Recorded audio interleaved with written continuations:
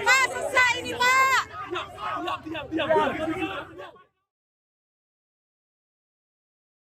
Penyerangan pos medis oleh TNI dan Polri saat pembubaran masa aksi tolak UU TNI di Malang pada Minggu 23 Maret menyisakan kisah kelam. Koordinator Lembaga Bantuan Hukum Surabaya Pos Malang, Daniel Alexander Siagian mengatakan telah terjadi pelecehan seksual secara verbal terhadap tim medis yang menunggu pos. Terutama pelecehan seksual oleh aparat tersebut menyasar para medis perempuan.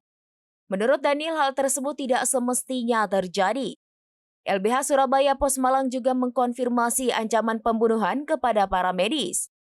Informasi itu didapatkan LBH Surabaya Pos Malang dari para saksi di lapangan. Mengutip tribunnews.com pada Selasa 25 Maret 2025, satu petugas paramedis jalanan atas nama Nur Faizi saat ini sedang didampingi oleh LBH Surabaya Pos Malang.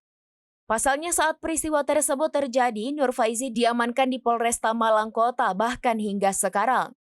Berdasarkan informasi yang didapatkan pihak Daniel, posko medis tidak hanya diserang polisi, tetapi juga oleh TNI. Posko dirampas kemudian dirusak. Para medis langsung menyelamatkan diri ketika penyerangan tersebut terjadi. Sebelumnya diberitakan aksi unjuk rasa di depan DPRD Kota Malang berakhir ricuh pada Minggu 23 Maret. Aparat tidak hanya berasal dari Polri, TNI pun juga berada di lokasi. Adapun massa melakukan aksi untuk menolak pengesahan RUU TNI yang dinilai bisa membangkitkan dui fungsi di masa demokrasi. Pak, susah ini, Pak. Download Tribun X sekarang, menghadirkan lokal menjadi Indonesia.